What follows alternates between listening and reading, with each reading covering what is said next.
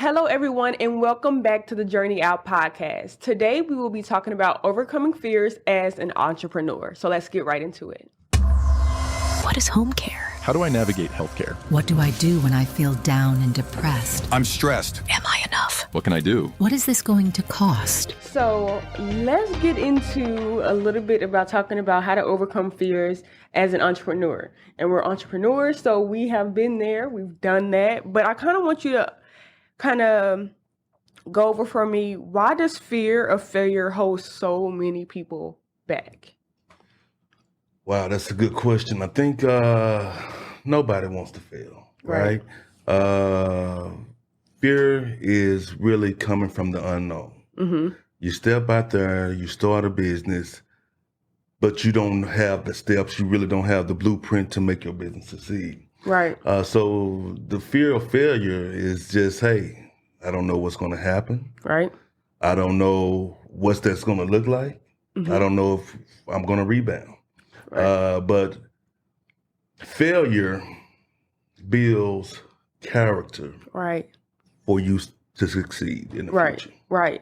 And honestly, you want to view, as an entrepreneur, you want to view failure as a stepping stone for success. Because if you don't fail, you would likely just stay the course. Like you would just continue to do every day what you thought worked every day. And if you didn't find out that it didn't work, or it didn't help people, or it didn't essentially do what your mission is said to do, then you would just keep doing what's not important. And it's not valuing anybody. In business or in life, Right. Obstacles gonna come, Right. And through your journey, obstacles gonna come. But those obstacles or those failures or those situations are learning lessons, right? And that makes you better as a person, right? If you learn from them, right? So now, now I know how to navigate through this situation. If this situation come up again or something similar, I'm gonna do something different because I've learned from the last situation. Right. And so let's talk about some common fears that most entrepreneurs have, right? Well, let me ask you this. Okay, go ahead. How can entrepreneurs use failure as a stepping stone? Well, I would say essentially just being able to redirect. Mm-hmm. I think it's super important for entrepreneurs not to be kind of stagnant or wanting to stay in one place or wanting to stay in your comfort zone. What failure tends to do is push you in a completely opposite direction. But without that direction, you can't grow. Right. You know, you're kind of just stuck at this plateau, and with failure, comes success, comes redirection, which leads to different opportunities for you to grow as an entrepreneur. So I would say that. Okay, so do me a favor right now. Define fear of failure in the entrepreneur journey. Okay, so there's quite a few, obviously. One of the big ones is financial loss. Everybody knows that if you're an entrepreneur, you're going into it with the mindset of, I have to make my own money, right? And so one of the big things that you're going to think about is, can I sustain this? Am I going to be able to make profit? What if something happens and there's another coronavirus or something, pandemic and all these things that pop up? Can I sustain through that? What happens if I lose money?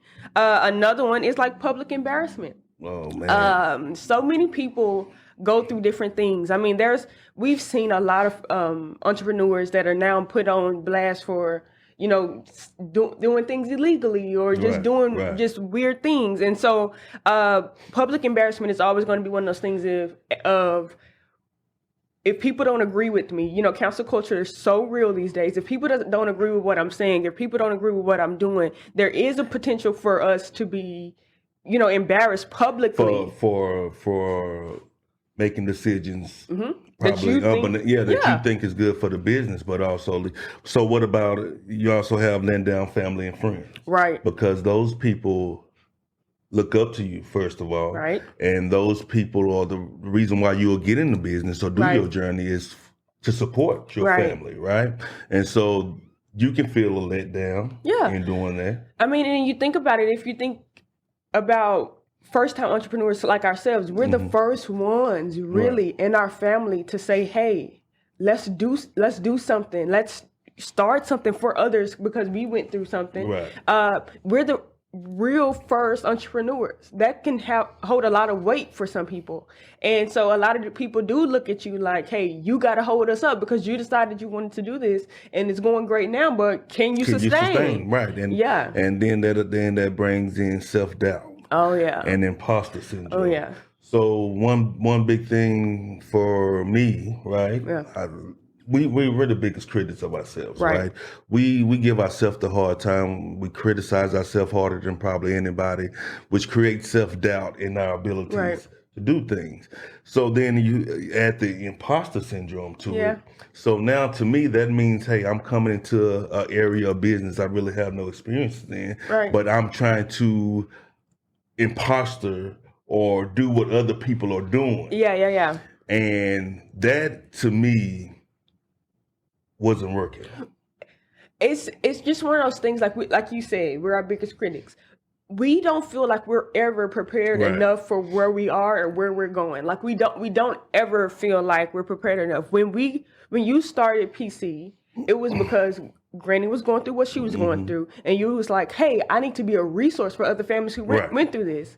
Okay, well, there's more to business than just being like, "I want to help people." So listen. So much more to that. Even with that, what happened was, okay, yes, I want to help people. Yeah. So the only thing I knew is I knew the ADL part about it. I knew I wanted to assist people with bathing, grooming, transport, the easy stuff. I knew that. We know that. But once I started looking into it and going through the state, oh man, I have to have agreements. I have to have this policy. Paperwork. I'm like, I didn't sign up for this. Like it's such a different thing, and then also too, I don't know about like for you, but as far as me, in school, I didn't learn about entrepreneurship or business, and then I didn't go to college for that. I went and got a trade. I became a medical assistant. They weren't teaching us any business or anything like that, so it's all a learning curve. So eventually, for us and our demographics, usually sometime the college or the schooling is the hard knock life of jumping in feet first. And I'm gonna go back to this imposter syndrome. I like to wear a good suit. I like to dress up, I like to look good and smooth, but jumping into a networking environment or a business environment, that wasn't me. I like jogging pants and J's. And once I said, hey, let me take my identity back, it was, some people like it, some people don't, but it worked for me. And I think that's the beauty of entrepreneurship, because it's not a one size fits all. Again, with the imposter syndrome, you can't please everybody. And you're not going to be able to make everybody happy. You're not going to fit into every crowd. It's not going to be that way. I think at the end of the day, as an entrepreneur, what you have to wake up and do and say, hey, one, I'm putting my faith first if you believe. I'm serving others second. And then the next thing I'm going to do is make sure that I'm being myself wholeheartedly in every situation. Because once you become yourself or you find yourself, like I always say, failures build character for you to succeed. And honestly, as you go through your journey on whatever that is, guess what? That character is going to peel back the layers that you didn't even know you had in you, to make you be that person that you were called to be. I mean, if there's a bunch of breeds out there, the reason for entrepreneurship is for you to be the Antoine. You have to be different. You have to be yourself. You can't just give it to people cookie cutter, and it's not going to always work that way. People like authenticity, and when you bring that sets the tone. But kind of share some statistics for me, or some research about just failure and entrepreneurship and kind of how they really do go hand in hand. Okay, so according to the U.S. Bureau of Labor Statistics, around 20% of new businesses fail within the first year. That's crazy. Okay. 50% fail within 5 years. Okay. And then 65% fail within 10 years. I thought that the longer that you have your business, the greater it is to succeed. Which in some cases, and it can be.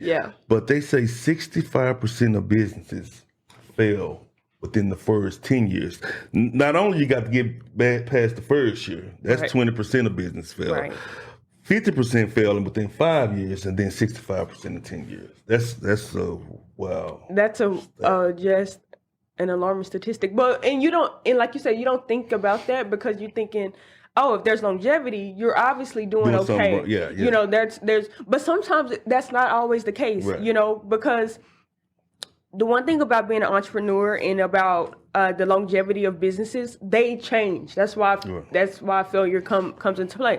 Things change, things happen, things evolve. And sometimes you can evolve in a direction that is not good for growth, not good for business, not good for keeping people on board with you. And then sometimes you can grow and have that longevity and you're moving in a direction that is positive, for the trajectory of your business. So it just really all depends.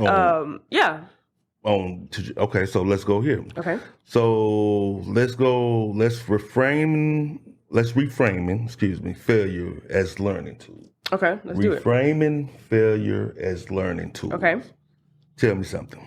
So I think we got to shift our perspective on failure.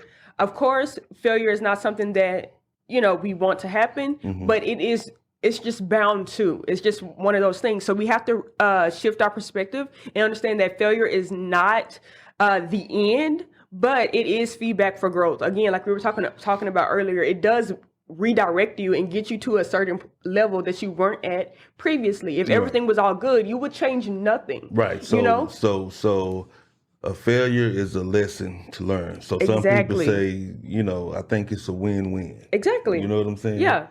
Okay, so let me give you some examples of that. So let's talk about Oprah, right?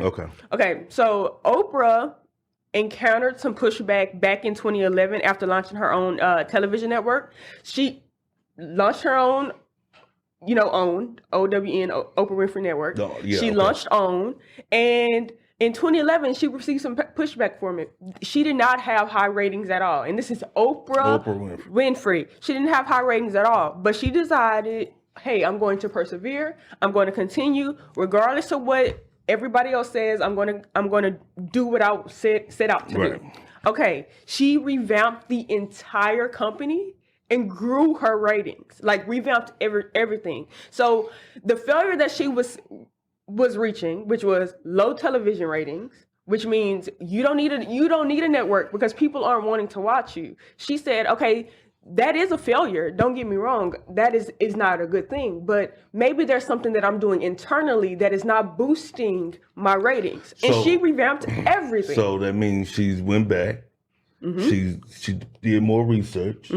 And she implemented some things that maybe her audience was liking. Exactly. And also to draw a new audience. Exactly. Okay. And so she didn't view the low ratings as something that was going to end her career or end something that she wanted to do. No, she thought about it as, hey, let me redirect, let me figure out what they actually want to see, and let me put something out that they will be proud of and that I'm proud of. Right. And so one of the quotes that she is quoted saying is, there is no such thing as failure. Failure is just trying to move us in another direction. And essentially that's what happened. She was in point A, realized point A was not working out. She pivoted to point B, and look at where she is now. Someone else who is going to be important to kind of shifting that perspective is going to be Steve Jobs. Everybody knows Steve Jobs. He invented Apple, right? But guess what? His own company fired him. He was fired from his own company that he created back in 1985. He got back on board in 1997, right? Then he came back with new innovative ideas. He created the iPod, which went crazy. Then, of course, later on, invented the iPhone that most people use today, right? And so he is quoted by saying, sometimes when you innovate, you can make mistakes. It is best to admit them quickly and get on with improving your other innovations. And that is what's important. As an entrepreneur, you're an entrepreneur because you set out to make a change or a difference in something that you've seen. For us, we got the diagnosis of dementia, and it was like, okay, go figure it out. We were like, okay, why we got to figure it out? I thought somebody supposed to help us figure this stuff out. We had to figure it out. We had to figure it out. And some people, destiny and success is in their, what's the word? Determination. In their pain. Oh, yeah. Or in their life obstacle. Yeah. So don't overlook Yeah. Those hard times, those lessons, those obstacles that come up in your life, because your pain that come from it can be your destiny. Exactly. And that is how Am I preaching? You preaching. But that's how we got here today. That's exactly what I'm trying to say. Like you're in the business of fixing someone's pain points. Right. That's why you have your business. So you can't just decide when it gets hard, I'm not going to do this, because guess what? There's so many people depending on you to keep this going. The people that you set out to help in the beginning, but now you probably employed some people. They need you. You probably have clients. They for sure need you. And somebody needs to hear your story. Exactly. You have to kind of like be the springboard for the next entrepreneur. You have to set the tone so we can continue to evolve as an economy. Wow. You know? Okay. I like that. That's just some of the things that I wanted to make sure that I talked about, those two people in particular, because we know those people. We use their products every day. We watch them on TV, you know, those type of things. They also encountered failure. And if they could do it, we can too. We can too. But really it just speaks to resilience, adaptability, and continuous learning. Like you can't go into a situation thinking, oh, I know what I'm doing. I know how I'm doing this, and expect for it to always be right. There's no way. You have to going into the next thing. Yeah. Change your mindset. Oh, come on. This episode was brought to you by PC Home Health. Discover our compassionate care here at PC Home Health. We offer personalized caregivers that come and support our seniors and people dealing with disability all across the DFW Metroplex with things like bathing, grooming, meal prep, light housekeeping, transportation, and so much more. If you or your loved one are needing assistance inside of your home with these activities of daily living, please look no further. PC Home Health is here for you. Please reach out at 214-991-5619 and discover compassionate care today. And for a free consultation, give us a call. Yes, sir. All right. The mindset is very important. Your mindset, if you're not willing to change it and look at it from outside of your own bubble, can keep you locked in. Right. So your mindset can cause that fear, can cause those doubts, can make you think you're not good enough, can also make you think you don't have the right product. Right? Or whatever that is you may be doing. Changing your mindset is crucial. Understanding that it's going to be ups and downs. It's going to be storms, right? It's going to be some winds. It's going to be things that's going to make you feel like, hey, why am I doing this? Yeah. Why do I need to get up and take this? I can be doing something else. Yeah. But having a strong mindset, a strong belief in what you're doing, who you serving, or your product that you are selling is a big key. Yeah. And the big word that you said there was change. Right. You have to be willing. You have to be willing to change your mindset, change your situation, be resilient, adapt to whatever circumstances come to you. You have to be willing to listen. We talked about continuous learning. So we've been in business 8 years now, right? We just left a conference last week where we were learning how to continue to grow our business, but also to continue to give that same quality of care. And so we decided, hey, anytime we come back from these, and we've been to about 4 now. Right. And so it's a continuous thing. We're like, we're not good enough. We're never good enough. We always can be better. And this time we decided, hey, let's bring the staff. So the staff for 8 years have heard us say X, Y, and Z. We're gonna do this. We're gonna do this. And we come back from the on fire. Hey, yes, this is what we're gonna do. Let's do this. And they looking at us like, what you doing? Going on? You know, we took them to the conference. We now come back from the conference, and they're like, I understand. They on fire. The pieces of the puzzle are all here. Everything's connected. It's just a different level of. It's just a different level of let's do this. Like let's change the world. Like that's how we're thinking. But that's because we also have people around us who can change mindset, adapt, continue to learn, and want to grow and want to be the best versions of themselves. Man, continue to learn so you can teach. Yeah. Your testimony will help you preach. Yeah. Okay, let me stop. No, I mean, keep going because you hit it on the head. Like, really, as entrepreneurs, we have to start seeing challenges as opportunities rather than obstacles. Like, I think that was one of the big things that you helped me see. Mind you, I'm like 20 plus years younger than you, right? And so you're my father owning a business. And when we came in, I'm looking at things one note. I'm like, no, we can't do this. We can't do this. This does not make sense. I don't have the manpower for this. I can't. Listen, at that time, we probably wouldn't have had no business if I would have let her, because it was no. I was one note. He literally set me down with a whiteboard. Again, you're talking about the leader of the company, his own daughter, sitting me down and being like, hey, think about it like this. He wrote it, and it's bringing tears to my eyes because it really talks to the level of being able to adapt, and you're teaching me and you're learning as we go too. You know what I mean? And so he's like, hey, look at it like this. Got the whiteboard out, start putting stuff together. I'm like, oh. He was like, what about this? What about this? And I'm looking, I'm like, you're so right. This does not have to be a challenge for me. I just have to think about it differently. And so because we solve problems. We're problem solvers. That's essentially our job as entrepreneurs, to solve problems and to make it an easy transition. Baby, I don't need no tissues. I'm okay. But it's just to the testament of like who you are and what we do. We're talking about that now. So I just love that. Well, thank you. You're welcome.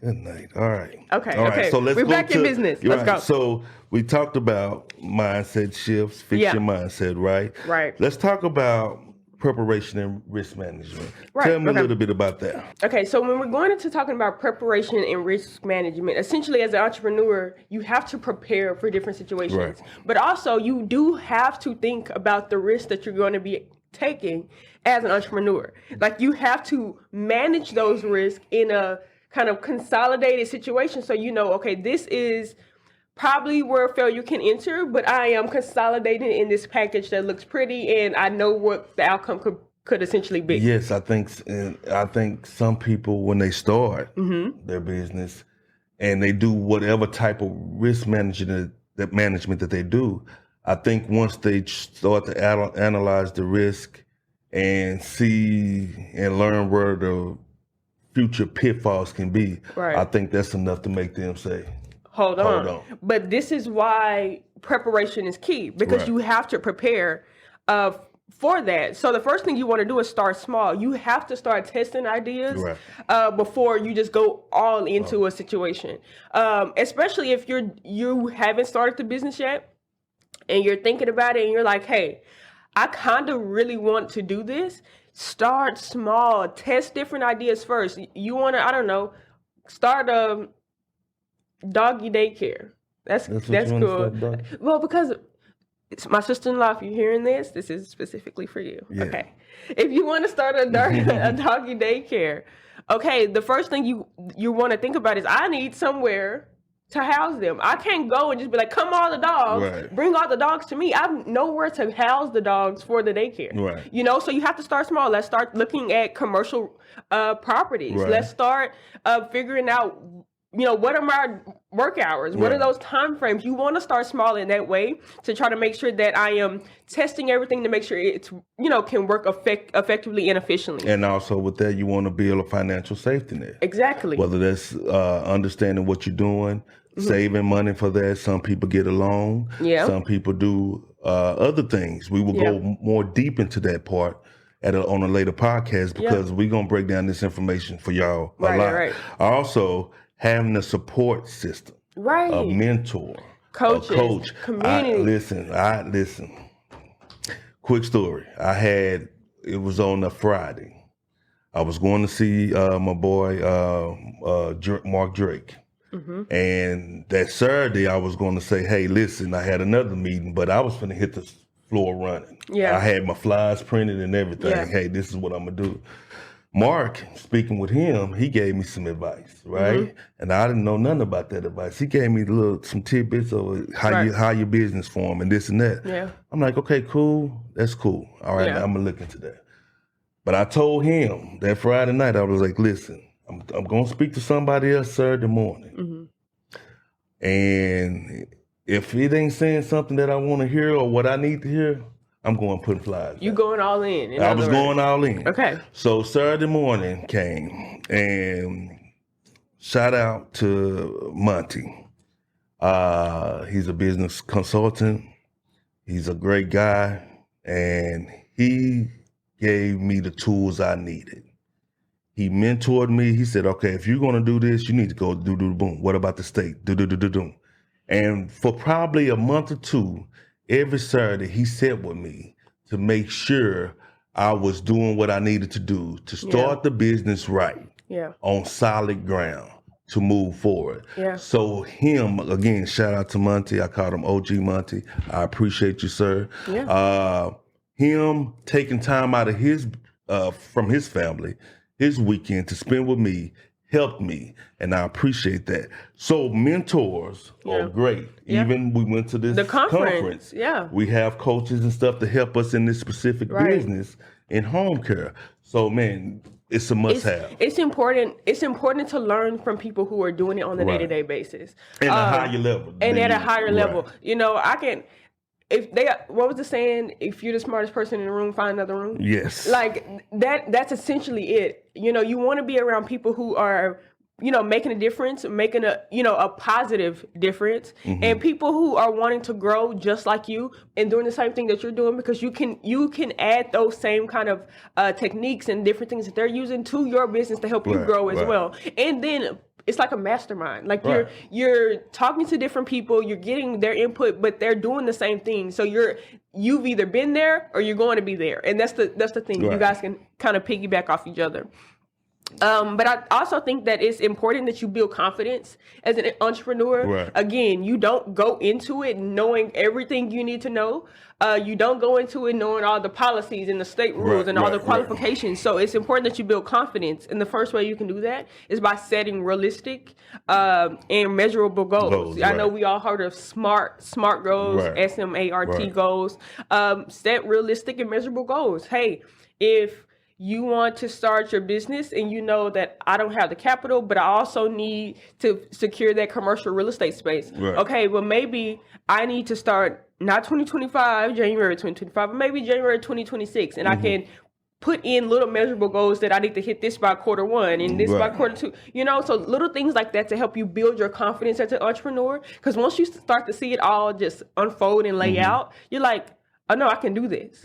And once you reach those small goals, celebrate those wins. Oh, yeah. Please. Celebrate it. Yeah. Acknowledge, do something to acknowledge that, hey, I got to this point. Be thankful, be appreciative, and celebrate that, hey, I reached this goal. I put it down on paper. I set realistic outcomes to help meet this goal, and I reached it. Celebrate those small wins, and shout out to Leah for that one. Yeah. See, Coach Leah. Yes. The one thing we don't do is celebrate wins. We just keep going, and we're like, great, and we just keep going. But it's important to do that because, again, it does build your confidence and let you know, hey, I can do it. But also, you have to learn from mistakes instead of dwelling on them.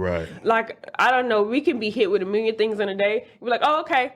And I'm like, okay, I know what I need to do. And I just go make the correction. And you just got to keep going. When things come, you have to really get into problem solving mode. All right, how do we solve this problem? And then once you solve the problem, how do we make sure, is it somewhere in our operations that we fail for this problem to come up? So you have to set operational goals as well, right? And once you fix that problem, learn from it and keep moving. And then I would say one of the last things you want to do is really develop a routine of reflection and then improvement. One of the good things that I know you taught me in the beginning, I would be like, well, why did? And you were like, well, listen, it's happened. So what are we going to do? And how can we not make this mistake again? You know what I mean? So, in other words, a lot of us, even including me, we get emotional. Right? And then we try to make the decisions on emotions. So what you would want to do is say, hey, ain't no need to keep talking about it and being mad about it. Ain't no need to sit and dwell in it. Find out what that problem is, fix the problem, and move past it and try to make sure it don't happen again. That's the best advice. Because as long as you stay emotional or stay dwelling in it, you ain't moving. You ain't moving forward. You're stagnant. You're stuck. And you cannot adapt and redirect yourself when there is time for change. And so I guess just as to recap a little bit about what we talked about today, I really just want to make sure that you guys understand we have to reframe our mind from what we know about failure. We have to shift perspective. Failure is not the end. Failure is feedback for growth. It also means that we have to change our mindset from a fixed mindset to a growth mindset. We have to think about, hey, this may be where I am, but I am going to a different level. And so I need to change my mindset.